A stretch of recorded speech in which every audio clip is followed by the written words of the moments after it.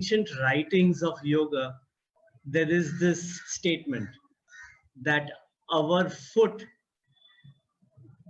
if we put it on a thorn, the foot has the power of being pierced by the thorn. And the thorn has the capacity to hurt us, to hurt the sole of the foot on which we are going to put. And we have to walk down a pathway which is littered full of thorns. What shall we do? And there are only two possibilities. Either we don't go down that road or we do something else. And what we can do, the something else, is obvious in a way that we can wear a shoe, we can wear a sandal, we can protect our sole of our foot so that the thorns no longer pierce. In the same way, we live in this world. And as we function in this world, there is going to be the inevitable problems and pains, the difficulties, the stresses, the anxieties of our life. But someone who recognizes that our mind does have the capacity to be affected by this negativity or by the pains and the worries of the external world, what can we do to strengthen this mind? Because that possibility or that capability is also there in the mind. And that is, how do we strengthen the mind? How do we put on as if a protective armor? And that's where this ancient system of yoga understands that to be able to function at our optimum in this world, we need to use this mind of ours. And this mind needs to be strong. We need to protect it, make it strong, so that neither the external world and its problems, nor our own inner thoughts, emotions, and feelings overpower us. And therefore, it is important that we educate our entire personality. And therefore, yoga says that we need to recognize that we are a combination of body, mind, and soul or spirit. We need to ensure that the body-mind complex is functioning at its optimum and is functioning in an integrated way. And in order to ensure that this happens, the mind, the yoga word for it is chitta. The English word mind doesn't really come anywhere close to capturing what chitta really means.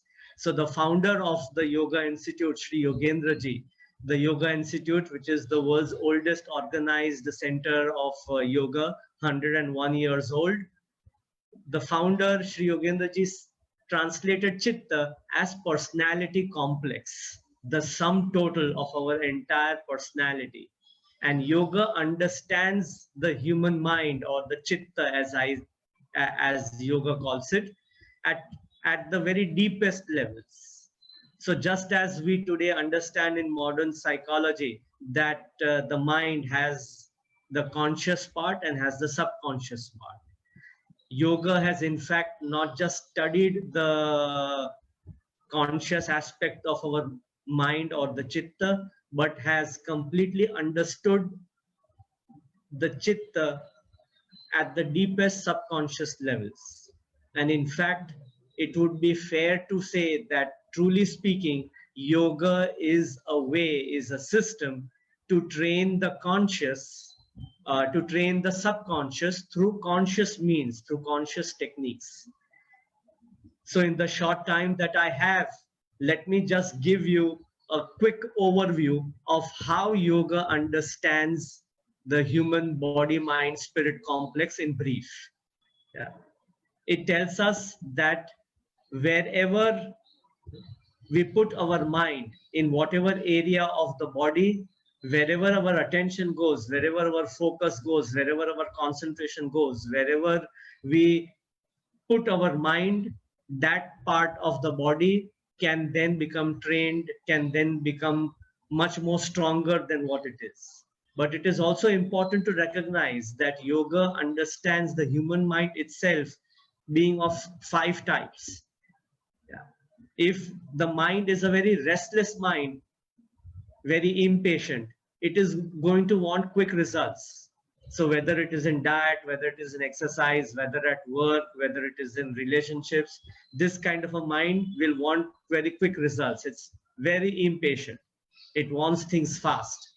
And I'm sure we have all had this kind of experience with patients as well as clients who want very quick results. And if they don't see any quick results, they are not likely to pursue whatever we prescribe to them.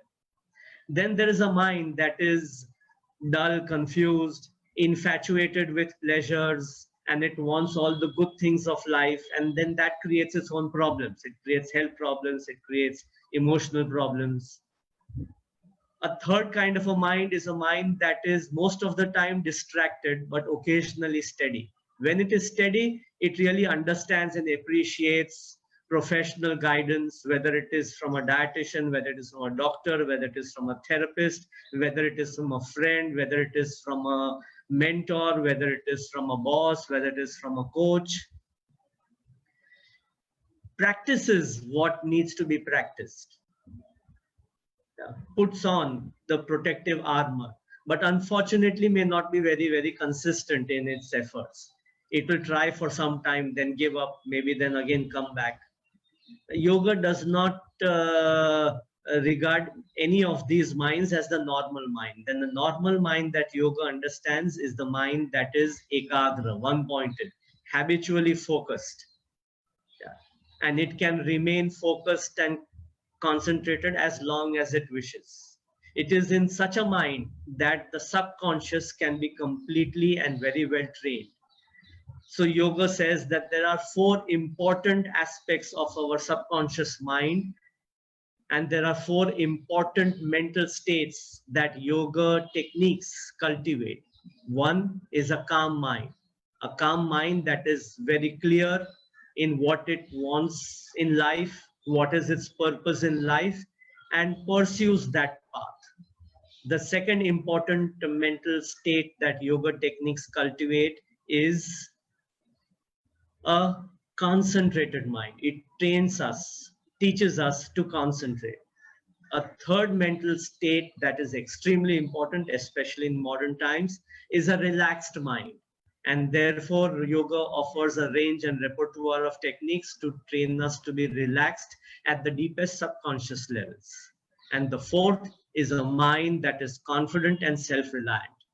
Each of these positive mental states have their equally opposite negative mental states, which these positive mental states will strengthen and overcome. So therefore, yoga is a philosophy, yoga has a psychology, yoga has its technology, its techniques, yoga has its education, and yoga then, when we apply all of this, will have its therapeutic aspects as we teach at the Yoga Institute. So therefore, what are the various processes and techniques that yoga will employ to help us train and integrate this body, mind, spirit complex? Would be achar, yoga conduct, yoga achar, yoga routines, yoga ahar, which is diet, which is your specialty, yoga vichar, how do we think and how do we train our mind, achar, vichar, ahar, and yoga vihar, which is rest, relaxation, and recreation. To enable us to do that, it will offer us a whole education of the physical, which are the asanas. It will offer us an education and training as far as our important energy and our respiratory system is through yoga pranayama. It will offer us techniques by which we can create healthy internal organs and internal systems, which are the kriyas of yoga. And there are, of course, certain psychosomatic practices of yoga, which are the mudras of yoga.